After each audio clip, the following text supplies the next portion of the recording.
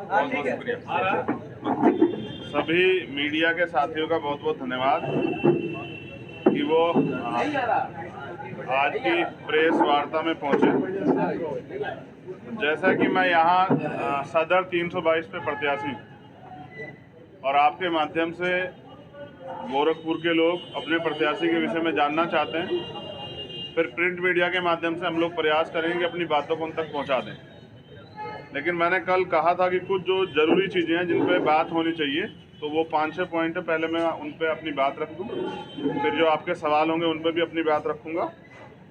तो धन्यवाद के साथ सबसे पहला विषय है, गोरखपुर यूनिवर्सिटी में एक बच्ची थी प्रियंका भारती, मैं पिछली बार भी उनके घर आया था। उसमें 302 में मुकदमा दर्ज हुआ, कोई गिरफ्तारी नहीं हुई। बताया जाता है कि जो जिन पे मुकदमा हुआ था, जो विभागाध्यक्ष थी दिव्या रानी जी, वो मुख्यमंत्री जी के करीबी, इसलिए उन पे कोई कार्रवाई नहीं। और अभी तो खबर है कि एफआईआर लगी है।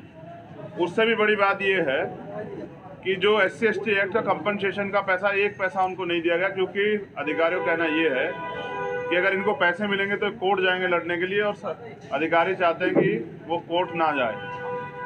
उससे भी अच्छी बात यह है, हमने सुना है कि यहाँ मुख्यमंत्री जी दरबार लगाते हैं। 4 बार वो परिवार गया, जब वो परिवार गया तो मुख्यमंत्री जी दरबार ही छोड़ के चले गए।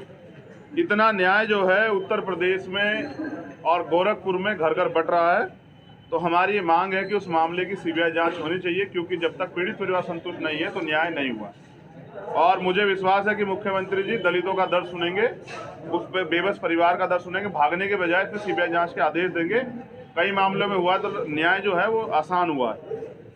दूसरी बात है, व्यक्तिगत कारणों से 5 साल में उत्तर प्रदेश में लगभग 123 लोगों पर रासुका लगी, उनमें से एक मैं भी हूँ, जिसका दोष ये था कि वो अपने समाज के हितों की लड़ाई लड़ रहे। 123 में से कोर्ट ने 102 मामले खारिज कर दिए, क्योंकि वो कहीं ना कहीं राजनीतिक साजिश के थ्रू लगाए गए थे।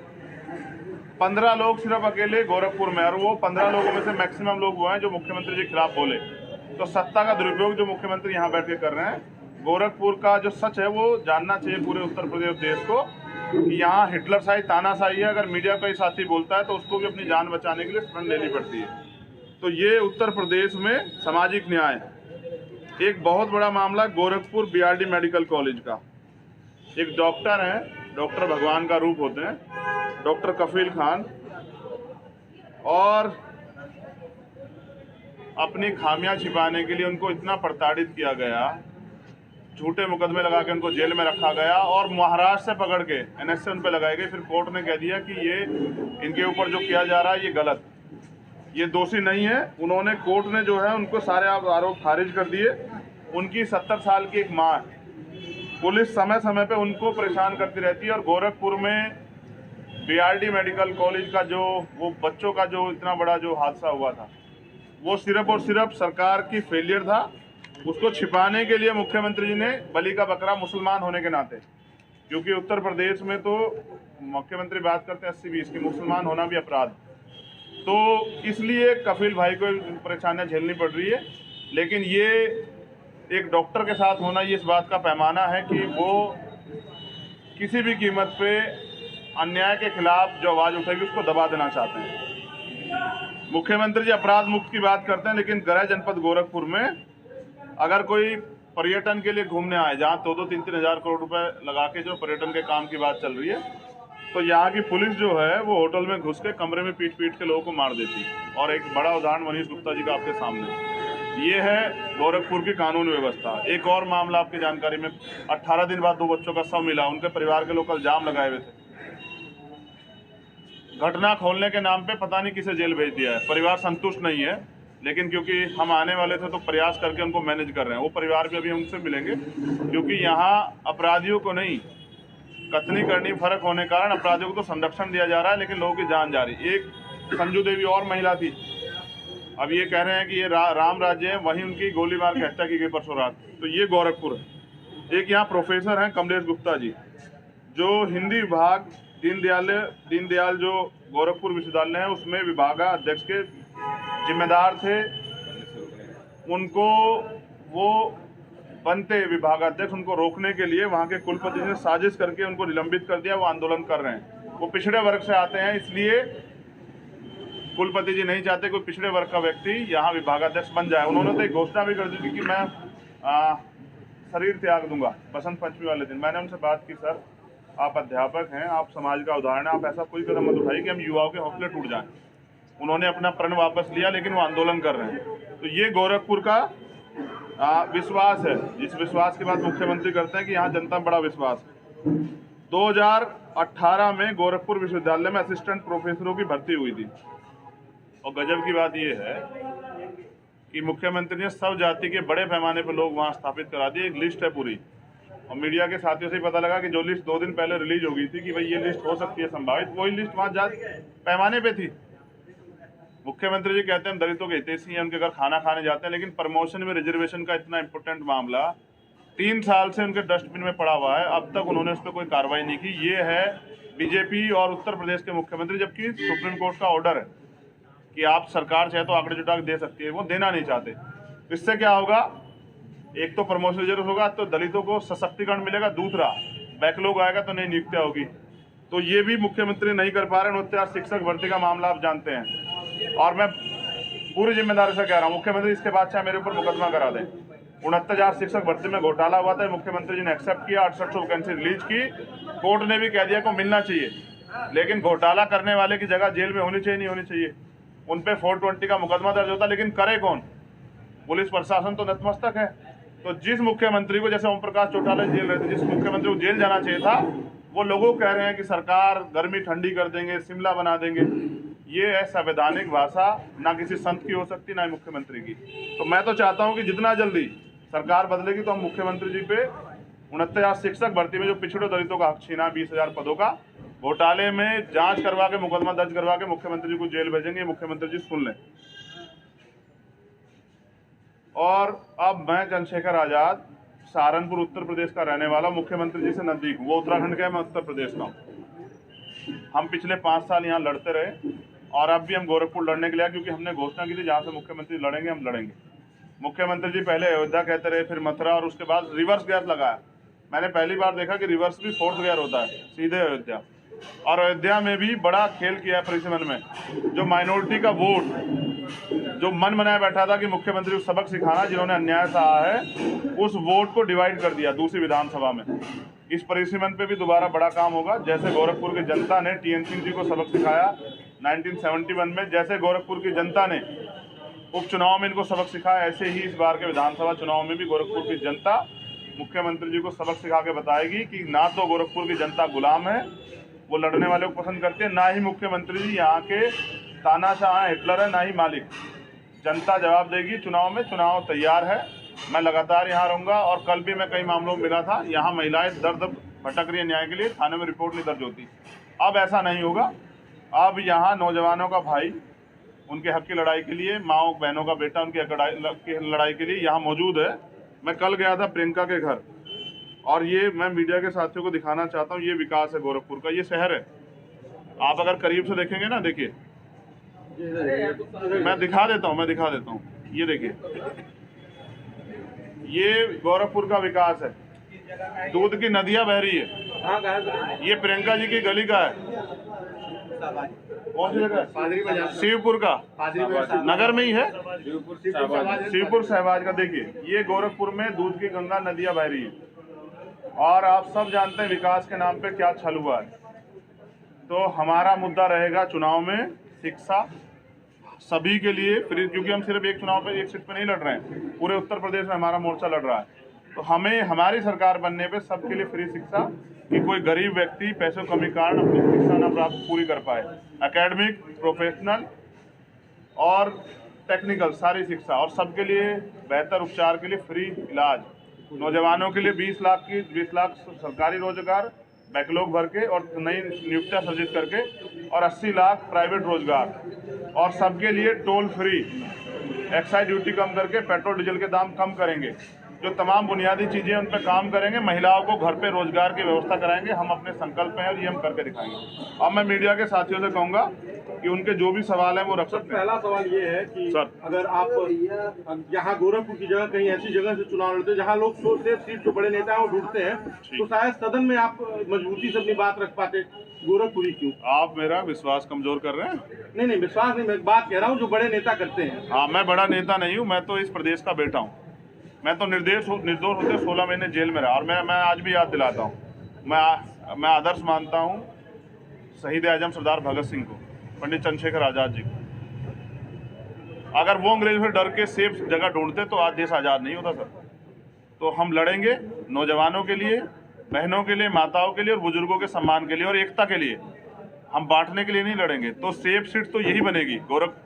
उनको अगर गोरखपुर की जनता से प्यार होता तो वो गोरखपुर की जनता कोरोना में मरता हुआ छोड़ के बिहार के इलेक्शन में और बंगाल के इलेक्शन में नहीं घूमते। हमें गोरखपुर की जनता से प्यार है, इसलिए हम गोरखपुर आए और हम गोरखपुर की जनता का दिल जीतेंगे, हमें भरोसा है।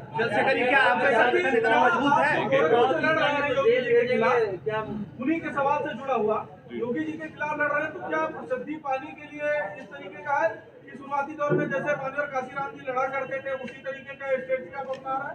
देखिए, मैं समझता हूं कि इतिहास गवाह है कि यहाँ तो प्रधानमंत्री भी हारे। हाँ, मैं मान्यवर काशीराम साहब को नेता मानता हूं, उनके दिखाए रास्ते पे चलता हूं और सही भी है।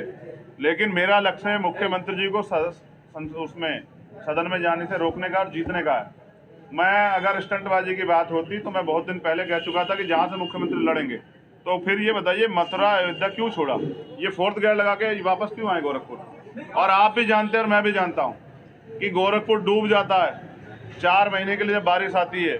और यही गोरखपुर है जिसमें विकास के दावे की जाती है। यहाँ बच्चियाँ नाव चलाती है, आप मीडिया के लोगों ने दिखाया कि नाव चला के जाती है स्कूल। ये है गोरखपुर का विकास। मैंने पहली बार देखा कोई भी पेशेंट अगर बीमार हो जाता है तो हायर सेंटर एम्स में रेफर होता है, लेकिन यहाँ अगर कोई बीमार होता है तो एम्स से जो है BRD मेडिकल कॉलेज जो है उसको भेजा जाता है। ये है गोरखपुर का विकास। गोरखपुर का विकास ये है कि अपने चहीतों को मुख्यमंत्री जी ने सौंप दिया काम और उसका हर्जाना जनता भुगत।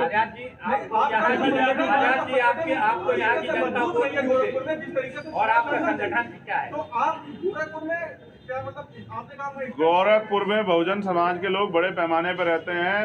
उपचुनाव आपको याद होगा, मैं फिर कह रहा हूँ, यहाँ बहुजन समाज का वोट ज़्यादा है और अभी तो लोगों ने तैयार मन बनाया है।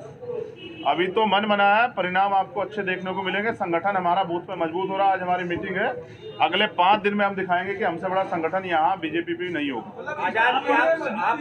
मजबूती से बात नहीं कर रहे हैं जी, आप बहुजन समाज की बात कर रहे हैं। सार्वजनिक क्या आपको लगता है? मैं वोट, देखिए ये लोकतंत्र है। हम बहुजन समाज का आंदोलन चलाते हैं उन लोगों का जो हाशिए पे लोग हैं, और हम तो वोट देके बनाते हैं। जिनका कम वोट है उनको भी हमने बनाया है। अब जनता ये तय करके वोट दे गोरखपुर की, वो योग्यता देख के वोट दे। और मैं तो आपके चैनल के माध्यम से कह रहा हूँ, अगर आप चला पाएँ, मैं मुख्यमंत्री से कैंडिडेट होने के कारण डिबेट करना चाहता हूँ। वो आए, डिबेट में बैठे, चैनल वो तय करे, जगह वो तय करे और वो बताएं कि उन पे क्या मैनिफेस्टो है उत्तर प्रदेश के लिए, या फिर घोषणा है। लोकार्पण के नाम पे जो है जिन चीज़ों का लोकार्पण हो गया वो उन पे वो हवाई है, तो वो बैठे डिबेट में और बताएं किस चीज़ में वो हमसे ज़्यादा उनके पास विजन है, युवाओं के लिए, एजुकेशन के लिए, हेल्थ के लिए, या तमाम तरह से कानून व्यवस्था पे काम करने के लिए। तो झूठे दावे नहीं चलेंगे। गोरखपुर अपना नेता स्वयं चुनेगा। आपके लगातार आरोप लगाया है पश्चिम यूपी में कि आप दंगाई नेता माने जाते हैं, इमरान मसूद के आदमी माने जाते हैं। क्या इमरान मसूद के कहने पे आप गोरखपुर आए हैं? और साथ ही ये इतना हल्का सवाल मीडिया के लोगों को नहीं करना चाहिए। मैं एक पार्टी का राष्ट्रीय अध्यक्ष हूँ। अगर मेरी जगह जेपी नड्डा जी यहाँ बैठे होते तो शायद आप ये सवाल नहीं करते। पहली बात तो मैं कंप्लीट कर दूँ। दूसरी बात, ये लोकतंत्र है। हमने तो बहुत अच्छे लोगों को इस आंदोलन में आगे बढ़ते देखा। जनता तय करती है कि नेता कौन होगा। क्या आप मुझे एक विश्वास के साथ बता सकते हैं कि अगर मैं गलत नहीं हूँ, क्या 2017 के मुख्यमंत्री के फेस के चेहरा थे बीजेपी के योगी आदित्यनाथ? नहीं ना। उनको बनाया जनता ने, वेंडेट दिया था बीजेपी को इसलिए कि उनके जीवन में बदलाव होगा, और लड़े थे पिछड़े समाज के नाम पे। और हुआ क्या?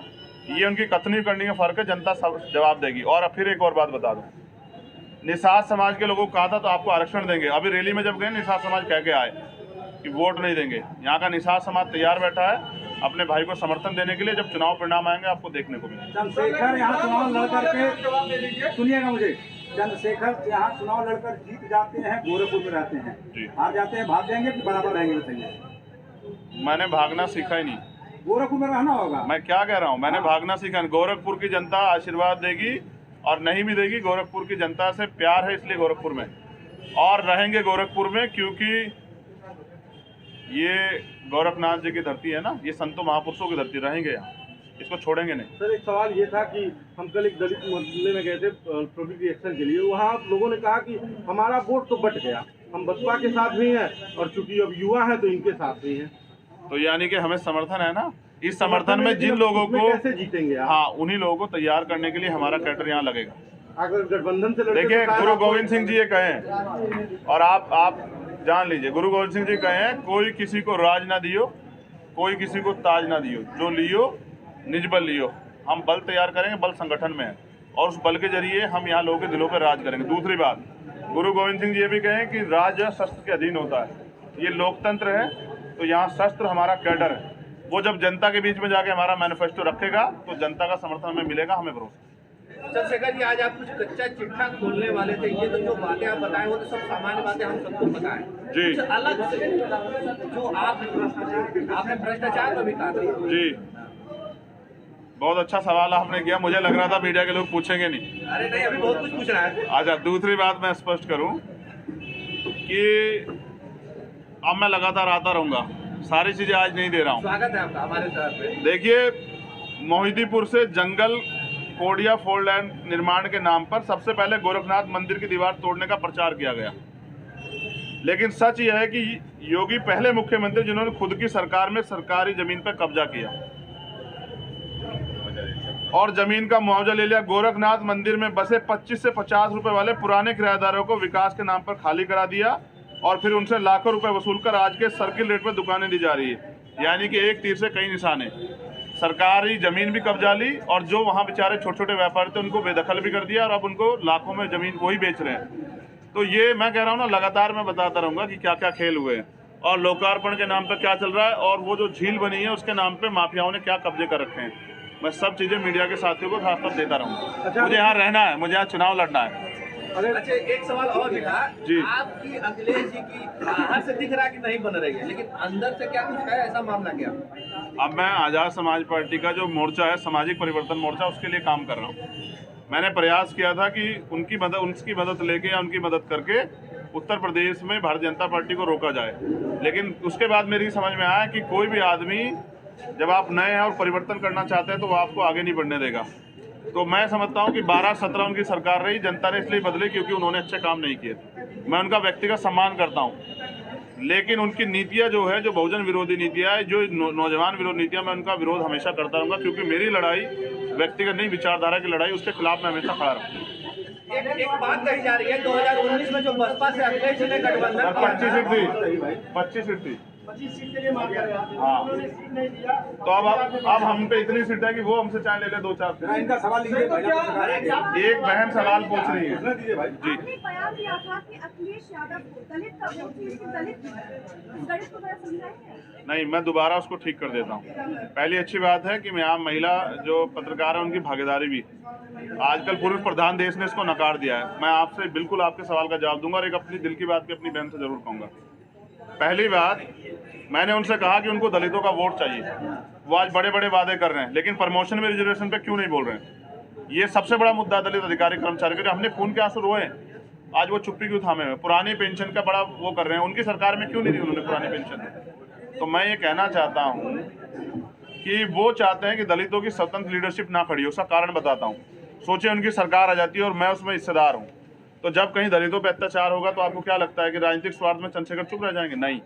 किसी माइनॉरिटी के व्यक्ति पर अत्याचार होंगे तो राजनीतिक स्वार्थ में चंद्रशेखर चुप हो जाएंगे? नहीं। किसी बहन के साथ अन्याय होगा तो चंद्रशेखर चुप? नहीं। मैं उस अधिकारी कर्मचारी को भी वहीं खींच के लाऊंगा जहां उसकी सही जगह है, क्योंकि अगर किसी पर अन्याय होगा तो वहाँ अधिकारी कर्मचारी कुर्सी पर नहीं बैठेगा, वो काम करेगा, जो उत्तर प्रदेश में नहीं हो रहा है। यहाँ महिला रात के 10 बजे के बाद नहीं निकल सकती है। और मीडिया के लोग मुझे अक्सर कहते हैं कि आप जातिवादी राजनीति करते हैं। मैं आपसे जानना चाहता हूँ, ये आज़ाद भारत है, कहते हैं कि जोड़ियाँ भगवान बनाते हैं। अगर कोई शोषित वंचित जाति का लड़का अपर कास्ट की महिला से या बेटिया से प्यार कर लेता है तो उसकी हत्या की जाएगी सरेआम यहाँ अनीस कनौजिया की तरह। ये न्याय है क्या? फिर वो अपने जीवन के साथी चुनने का फैसला ले सकता है? ये न्याय है? इसको व्यवस्था कहते हैं। मैं इस व्यवस्था के खिलाफ इसलिए मैं कहता हूँ कि जाति का विनाश होना चाहिए। भाईचारा तब बनेगा जब हम जातियों से बटे हुए लोग जाति तोड़ के भाईचारा पैदा करेंगे। अगर कोई आदमी पढ़ा लिखा व्यक्ति तैयार व्यक्ति भी अपना जीवन साथी नहीं चुन सकता इस प्रदेश और देश में तो ये अभी भी सामाजिक न्याय नहीं बना, अभी भी विश्वास भाईचारा नहीं बना है। ये अन्याय है और युवाओं के साथ अन्याय नहीं होगा। गोरखपुर की जनता की नजरों में योगी दलितों के सबसे सम्मान देने वाले नेता माने जाते हैं। बनटांगिया है, मुसारा गांव में आप चले जाएंगे जहाँ पे 100% दलित और पिछड़ा वर्ग है, तो वहाँ पे आप क्या कहना चाहेंगे? वहाँ पे किसी नेता को लोग न्याय नहीं देते हैं। अभी मैं वहाँ भी जाऊँगा। मैं अपनी बात, ये लोकतंत्र है सर। ऐसा नहीं कि यहाँ ठाकुर उनके विरोध में नहीं है, कुछ लोग उनके खिलाफ भी लड़ने का काम कर रहे हैं। ऐसा नहीं कि यहाँ ब्राह्मण और जो बनी और कायर समाज, यहाँ तो नेता भी कोई थे। मैं आपको फिर बता दूं कि एक गलती की राधा मोहन जी ने कि वो जब वो ये डूब गया था तो वो बोले, और जब प्रियंका भारती के न्याय की बात थी तो बोले। उसका खामियाजा क्या भुगतना पड़ा पता है? उनकी राजनीति खत्म कर दी है उन्होंने, उनको टिकट नहीं होने दिया, उनको मजबूर कर दिया। और मैं फिर कह रहा हूँ ऐसा ही हरिशंकर जी के साथ हुआ है। कोरोना काल में अगर आपको इलाज बेहतर नहीं मिला तो सरकार जिम्मेदार नहीं है। उस माँ ने अपना पति खोया, मैं उनको नमन करता हूँ। आज वो हमारे बीच नहीं है। तो क्या अगर कोरोना काल में बेहतर इलाज मिलता तो क्या हरिशंकर जी आज हमारे बीच नहीं होते? तो मैं हरिनारायण जी, क्या नाम है उनका? उपेंद्र जी। तो इतने लोगों की हत्या की है ना कि मैं नाम ही भूल जा रहा हूँ। लेकिन अगर वो आज हमारे बीच होते तो मैं उनको से भी आशीर्वाद लेता। ये लड़ाई न्याय की है और मैं लड़ने वाला, क्योंकि मैं लड़ा हूँ पिछले 5 साल। फिर बता रहा हूँ, ये जो नेता जिनकी बात आप कर रहे हैं ना, आप कह रहे थे सीट नहीं दी, आप कह रहे थे कि उनके साथ कैसे संबंध है। आपने 5 साल में देखे किसी गरीब की मदद के लिए सड़क पे खड़े होते हुए? या बस इनको वोट ही चाहिए? तो जनता ये तय करेगी उनको कैसा नेता चाहिए। और मैं तो बेटा हूँ, मैं तो लड़ने आया हूँ, नौजवान हूँ। मैं बंटवारे की राजनीति नहीं करता, मैं तो भाईचारे की राजनीति करता हूँ। और मैं समर्थन करने जा रहे हैं, क्या इसके लिए इमरान मसूद साहब पीछे से बैटिंग आपके लिए कर रहे हैं? देखिए, मैं समझता हूँ कि अखिलेश जी क्या करेंगे ये उनका निर्णय है। ना मैं उनकी पार्टी में हूँ, ना उनकी पार्टी का नेता हूँ, ना मेरे उनसे बहुत अच्छे रिश्ते हैं। इमरान मसूद से अभी काफी नजदीकियां हैं, इस पर आप कुछ बोल रहे हैं? मेरी समझ में नहीं आ रहा कि वो मेरे जिले के हैं तो मेरी नजदीकियां। मेरे जिले का हर व्यक्ति, अब मैं गोरखपुर में हूँ तो क्या गोरखपुर के व्यक्तियों से मेरा प्यार नहीं है? तो राधा मोहन जी से तो मैं मिला भी नहीं, उनके लिए क्यों कह रहा हूँ कि उस ऐसे महत्वपूर्ण नेता के? नहीं, मेरी बात यहाँ की जनता से हो रही है और मैं समझ रहा हूँ ना, बहुत सारे लोग चाहते हैं कि तानाशाही अहंकारी नेता को जवाब मिलना चाहिए। जनता देगी। सरकार बनने में सहयोग की जरूरत है। 4 तारीख को नॉमिनेशन कर रहे हैं, आप कब कर रहे हैं? और क्या आपको डर नहीं लग रहा है कि आपका पर्चा यहाँ खारिज किया जा सकता है जिला पंचायत? तो आप मुझसे ये कह रहे हैं कि मैं डर के घर चला जाऊं? किससे डरूं? साधु के भेष में जो गुंडे की भाषा बोलते हैं उनसे डरूं? मेरा नाम चंद्रशेखर आजाद, मैंने डरना कभी सीखा नहीं। और मैं डरता हूँ गलत करने से, मैं व्यक्ति से नहीं डरता हूँ, मैं बुराई से डरता हूँ। मैं डरता हूँ कि मेरे जरिए किसी व्यक्ति को ठेस ना पहुँचे, दुख ना हो जाए। लेकिन फिर आप याद रखिए, लोकतंत्र है। मैंने कहा था, उन्होंने मुझसे, एक पत्रकार ने पूछा कि अमिताभ जी ठाकुर जी को उन्होंने भेज दिया था जेल, ये कहते चुनाव लड़ेंगे, आपको जेल भेज देंगे। तो जेल एक क्रांतिकारी के लिए गहना होती है, उसका घर होती है। तो मैं तो देखना चाहता हूँ गोरखपुर की जेल में कितनी जगह है, वो भेजे जेल। और वो कराए पर्चा कैंसिल। मैं एक वकील भी हूँ, पर्चा दाखिल करूंगा, मीडिया के साथियों को बताऊंगा। लेकिन आप नहीं देख रहे हैं कि मेरे आने के बाद मुख्यमंत्री 4 दिन का यहाँ प्रोग्राम ले लिया है। तो अभी तो लड़ाई शुरू हुई है और उनके भाषण जो है ना, वो बौखलाहट के भी नतीजे होंगे, आप देखिएगा। अभी कल कह रहे थे, मैं तो कभी मैंने किसी मुख्यमंत्री के मुंह से नहीं सुना 80-20 और मैं शिमला बना दूंगा गर्मी में। अब बताइए, आप कोई गुंडे हैं क्या बोल रहे हैं? आप मुख्यमंत्री हैं। कितना मजबूत है संगठन? ये तो गर्मी की राहत की बात कर रहे थे। किसको? ये वो पत्रकारों के लिए भी करते हैं कभी कभी। प्रदेश के लोगों को गर्मी की राहत देंगे। एक सवाल ये था कि मैं समझता हूँ कि वो प्रकृति को चैलेंज कर रहे हैं, नहीं करना चाहिए। जिसने प्रकृति को चैलेंज किया, प्रकृति ने उसको बताया कि प्रकृति है। एक सवाल ये था कि अगर सरकार बनाने में आपकी भूमिका रही, आपका संगठन जीत रहा है कहीं से जी, तो आप किसके साथ जाएंगे? भाजपा, सपा, बसपा, कांग्रेस, किसके साथ? अब मैं समझ रहा हूँ कि जो सरकार बनने वाली होगी भाजपा के अगेंस्ट उसी को समर्थन करेंगे। और ऐसा भी होता है हमारा मोर्चा इतना मजबूत हो कि हमें किसी को समर्थन करना पड़ जाए। आप नकार क्यों रहे नौजवान व्यक्ति? नहीं, हम नकार नहीं, हम सवाल पूछ रहे हैं। क्या आप युवा विरोधी हैं? नहीं, आप तो खुद युवा हैं। जो युवा लड़ सकता है चुनाव, वो युवा जीत नहीं सकता। नहीं, हम इसीलिए कहे अगर आप जीतते हैं तो आप किसके साथ? अगर ऐसा होगा तो नौजवान लोग आगे नहीं बढ़ पाएंगे। हम जाएंगे बीजेपी को रोकने के लिए और प्रयास करेंगे कि ऐसी सरकार बने जिसमें सबकी हिस्सेदारी। संगठन की एक सवाल है, 3 दशक की राजनीति है योगी जी की, उनके खिलाफ आप लड़ रहे हैं, कोई रणनीति तो होगी। रणनीति यही है कि यहाँ की जनता उनके विरोध में, और हमारे पास संगठन है, उस संगठन के जरिए जो लोग विरोध में हैं उनको और तैयार करना है कि वो अंतन, हाँ, मगर संगठन मजबूत है। यहाँ मैं आया था ना अनीश तिवारी की हत्या के मामले में, यहाँ हजारों हजार लोग तैयार खड़े थे, तो संगठन है, मजबूत संगठन है, बूथ पे संगठन है। आज मीटिंग भी है। आपने ये एक और चीज कही मुझसे ना कि शिक्षा और स्वास्थ्य पे क्या करेंगे, अभी मैंने कहा था, क्योंकि मैं गरीब परिवार से, मैं समझता हूँ कि आपके नौजवान होने के नाते आपके सपने हो सकते हैं कि मैं टेक्निकल एजुकेशन लूँ, मैं प्रोफेशनल एजुकेशन लूँ, लेकिन यहाँ जिस तरह से कॉर्पोरेट सेक्टर को बढ़ावा दिया गया है, बेचा गया है सरकारी सिस्टम को, उसके बाद एक गरीब लाइन में पीछे खड़े होकर देखता रहता है कि इतने पैसे कहाँ से लाऊंगा, मेरे पिता घर बेचे हैं, क्या करें। तो इसलिए हमने तय किया कि सभी के लिए शिक्षा मुफ्त होनी चाहिए और सबके लिए बेहतर इलाज हो। कोई व्यक्ति अपने पिता को, अपनी माँ को, बहन को, बच्चे को, अपनी पत्नी को इसलिए ना खो दे कि उसकी जेब में इलाज के लिए पैसे ना हो। तो जो 71 साल में नहीं हुआ वो आजाद समाज पार्टी करेगी। चंद्रशेखर, ये एक हाइपोथेटिकल सवाल था। 2019 में अखिलेश जी बहन जी के साथ मिलकर चुनाव लड़े थे, लेकिन वोट ट्रांसफर नहीं हुए थे।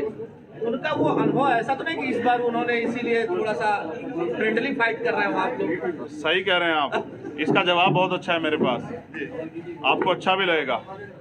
पहले इसी एक सामाजिक गठबंधन हुआ था, 2 सीटों पे चुनाव हुआ था, फूलपुर और गोरखपुर। आपने याद दिला दिया, धन्यवाद। इसी गोरखपुर में हारते भी देखा मैंने मुख्यमंत्री को। तो मैं ये कह रहा हूँ कि जनता तैयार है, क्योंकि जनता ने कोरोना काल में अपनों को खोया। जनता ने, अभी आज ही मैंने अखबार पढ़ा, 3 करोड़ से ज़्यादा लोग बेरोजगार हो गए हैं, पढ़े लिखे लोग सड़कों पे घूम रहे हैं। इतने बेरोजगार और 69,000 शिक्षक भर्ती के बच्चे आंदोलन के लोग जो आके ना यहाँ मेरे लिए प्रचार करेंगे, वो पीड़ित हाथरस वाले या उन्नाव वाले हों या गोरखपुर वाले हों, या वो सब मेरे लिए प्रचार करेंगे। तो मुख्यमंत्री जी को समझ नहीं आएगा। और नहीं डरता, मैं फिर कह रहा हूँ, हर गरीब की आवाज़ बनेगा चंद्रशेखर गोरखपुर में।